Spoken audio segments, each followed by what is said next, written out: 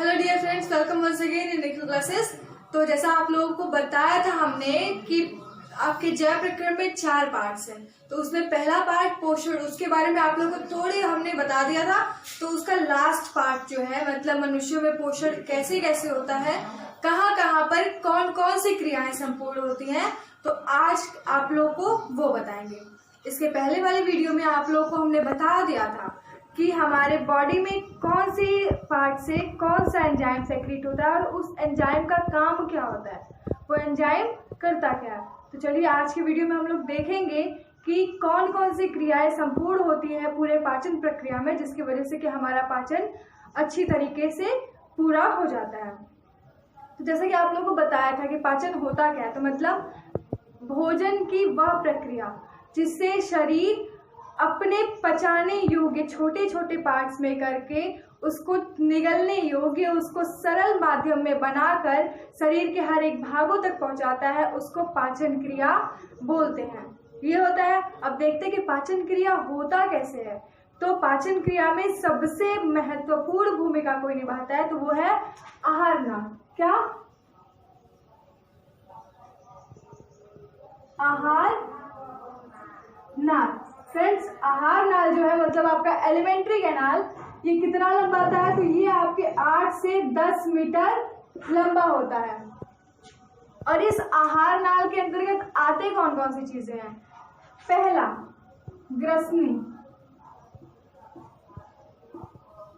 दूसरा पहले मुख गुहा आता है। फ्रेंड्स, पहले मुख गुहा आता है, देन ग्रसनी, फिर आमाशय, उसके बाद छोटी आंत,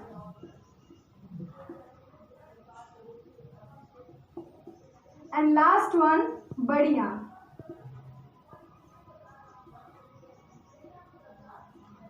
ये जो आपके पार्ट्स होते हैं ये आपके आहार नाल बोले जाते हैं। मतलब आपका आहार नाल जो होता है वो 8 से 10 मीटर लंबा होता है। चाहे इंसान कितना भी बड़ा कितना भी छोटा कद में क्यों ना हो, लेकिन उसका जो आहार नाल होता है वो 8 से 10 मीटर के अंतर्गत ही होता है, जिसके अंदर मुख गुहा आता है। मतलब आपका बकल कैविटी बताया था। पहले देखते हैं हम लोग मुख गुहा में। तो मुख गुहा में मतलब बकल कैविटी में आपके क्या होता है, तो इसमें आपके टिथ हो गए, आपके टंग हो गए, आपकी लार ग्रंथियां हो गई। तो आपको लार ग्रंथियों के बारे में हमने पिछले वीडियो में बताया था कि कौन कौन से एंजाइम्स होते हैं जो आपकी लार ग्रंथियों में सेलेवरी ग्लैंड से सेक्रीट होते हैं और उनका काम क्या होता है। बताया था 2, टाइलिन और लाइसोजाइम, दोनों का काम बताया था। टाइलिन क्या करता है, तो टाइलिन का काम होता है कि वो शर्करा से मंड में उसको चेंज करता है खाने को। और लाइसोजाइम का कार्य भी बताया था। तो लाइसोजाइम का कार्य होता है कि वो बाहर से आने वाले हानिकारक बैक्टीरियाज को किल करता है, उनको मारता है, ताकि हमारे शरीर को अंदर से कोई क्षति ना पहुंचे, कोई हानि ना पहुंचे, जिसकी वजह से कि मुंह में ही वो उन वायरसेस का, उन बैक्टीरियाज का खात्मा कर देते हैं। तो ये हो गया आपके मुख गुहा के अंतर्गत आपका लार ग्रंथि। उसके बाद हमने देखा था टिथ, दांत। दांत कितने होते हैं, तो फ्रेंड्स दांत 4 होते हैं। आप लोगों को बताया था दांत 4 प्रकार के होते हैं। Incisors, canine, premolars and molars. तो इंसिजर, कैनाइन, प्रीमोलर्स और मोलर्स, हर कोई जानता है कि दांत ये 4 प्रकार के ही होते हैं। तो जो इंसिजर होता है ये 2 जोड़ी होती है, मतलब 4 दांत होते हैं इसके। कैनाइन्स के 1 जोड़ी मतलब 2 दांत, प्रीमोलर्स के 2 जोड़ी मतलब 4, और मोलर्स के 3 जोड़ी मतलब 6 दांत होते हैं। अब इंसिजर का काम क्या होता है, तो फ्रेंड्स इंसिजर का काम क्या होता है कि इंसिजर आपके भोजन को, जब आप भोजन ग्रहण करते हैं तब उसको कुचलने में सहायक होता है, मतलब कुतरता है उसको। और आपके कैनाइन्स का काम क्या होता है, कैनाइन्स आपके भोजन को चीरता फाड़ता है, मतलब मसलता है, किसी चीज को भुरमुरा बनाता है। फिर प्रीमोलर्स एंड मोलर्स, इन दोनों का काम होता है भोजन को अच्छी तरीके से चबाकर उसको पचाने योग्य बनाना। तो ये आपके 4 दांत हैं और चारों दांतों के आपको काम बता दिए। अभी देख लेते हैं दंत सूत्र हम लोग, ठीक है। क्या देख लेते हैं? दंत सूत्र। तो दंत सूत्र हम लोग देखते हैं। तो इंसिजर क्या होता है आपके बताया, 2 जोड़ी मतलब 2/2। कैनाइंस बताया था कितना, 1 जोड़ी मतलब 1/1। प्रीमोलर्स कितना बताया था, 2 जोड़ी मतलब 2/2। और मोलर्स ये बताया था कितना आपका, 3 जोड़ी होता है मतलब 3/3। तो फ्रेंड्स जैसा कि हमने देखा कि आप लोगों को बताया कि दांत 4 प्रकार के और चारों कितने होते हैं, 2 जोड़ी, 1 जोड़ी, 2 जोड़ी और 3 जोड़ी। इंसिजर्स 2 जोड़ी। 2/2 क्यों लिखा है, 2/2 का मतलब हो गया 2 ऊपर और 2 नीचे। कैनाइंस 2 जोड़ी, अरे सॉरी 1 जोड़ी, 1 ऊपर 1 नीचे। प्रीमोलर्स 2 जोड़ी, 2 ऊपर 2 नीचे। और मोलर्स 3 जोड़ी, 3 ऊपर और 3 नीचे। तो ये जो दंत सूत्र हम लोग देखते हैं तो ये हो जाएगा आपका 2 + 1 3, 3 + 2 5 और 5 + 3 8। सेम प्रोसेस नीचे भी 8/8। और ये जो होते हैं ये आपके 2 होते हैं इंटू 2। तो हम लोग कर लेंगे तो टोटल आ जाएगा 32। और हम लोग जानते हैं कि मनुष्यों में 32 दांत ही होते हैं। तो ये है आपका दंत सूत्र। और ये जो है इससे रिलेटेड क्वेश्चंस आपके बोर्ड एग्जाम में बहुत पूछते हैं, जैसे आप लोग देख लीजिए। अब इसके बाद नेक्स्ट चलेंगे, आप लोग को बताएंगे कि क्या होता है पाचन तंत्र कैसे। तो फ्रेंड्स जैसा कि आप लोग को बताया था, आहार नाल आपका 8 से 10 मीटर लॉन्ग होता है। इसमें पहली चीज आप लोग को बताई थी मुख गुहा, और मुख गुहा के बारे में आप लोग को बता दिया। दूसरा आते हैं हम लोग ग्रसनी पे। तो ग्रसनी क्या है, इसको फेरिंग्स बोलते हैं। उस दिन याद है आप लोग को बताया था ओसियोफेगस मतलब आहार नाल, जिससे खाना नीचे जाता है। तो ग्रसनी और मतलब लैरिंग्स और फेरिंग्स, ग्रसनी और ग्रासनली, ये दोनों क्या होते हैं, ग्रसनी और ग्रासनली। ये दोनों का काम क्या होता है, तो ग्रसनी और ग्रासनली ये दोनों नासा ग्रसनी और मुख ग्रसनी।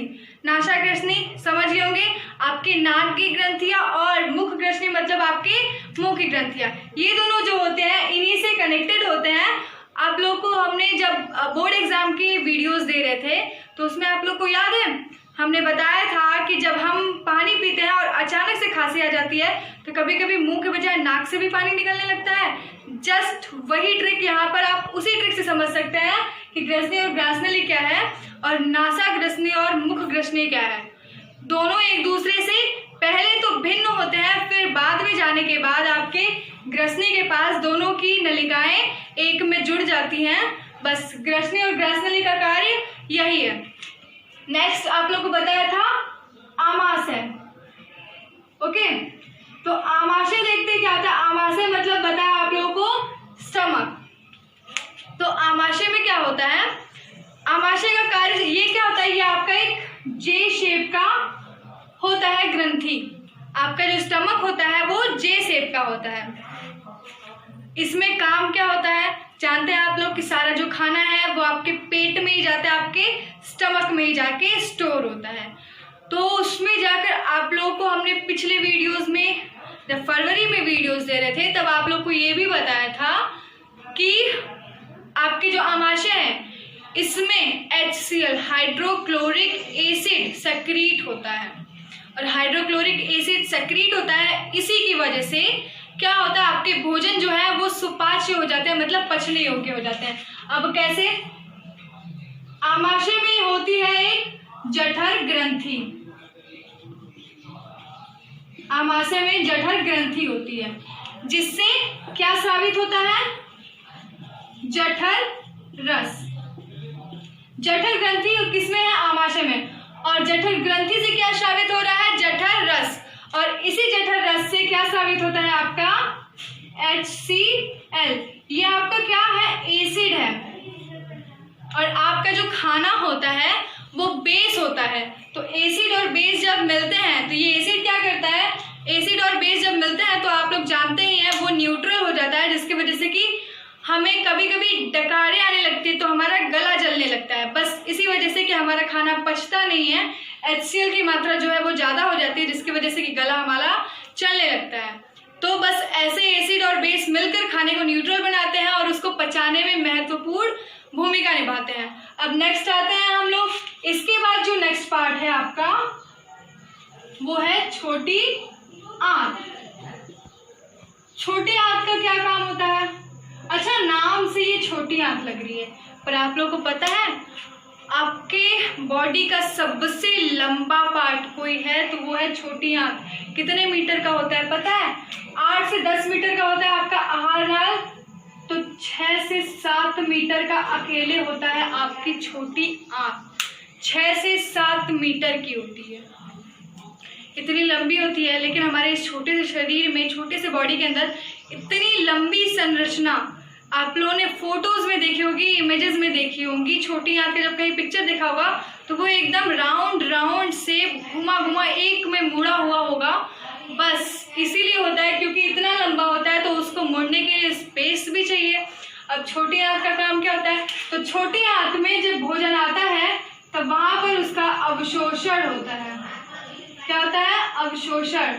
और अवशोषण के साथ साथ उसमें पाचन भी होता है। ओके, अवशोषण और पाचन, ये 2 क्रियाएं आपकी छोटी आंत में होती हैं। अच्छा ठीक है, स्टमक ने आपके भेजा फूड को, स्टमक ने फूड को भेजा छोटी आंत में। अब छोटी आंत फूड को भेजेगा किसमें? बड़ी आंत में, बड़ी आंत में। और बड़ी आंत का काम क्या होता है? तो बड़ी आंत में क्या होता है? अवशोषण आपके छोटी आंत में भी होता है और अवशोषण आपके बड़ी आंत में भी होता है। पर फर्क क्या होता है? तो छोटी आंत में जो अवशोषण होता है तो वो खाने का पूरा अवशोषण तो हो जाता है, पर उसका जब बोलते हैं ना पाचन का सबसे मेन प्रक्रिया, वो बड़ी आंत में ही प्रोसेस उसका कंप्लीट होता है। और होता क्या है? बड़ी आंत में जब आपके खाना जाता है तब वहां पर सीकम होता है। वो सीकम क्या कार्य करता है? सीकम का कार्य यही होता है, मतलब सीकम को आप बोल सकते हैं एक प्रकार से फूड ही है।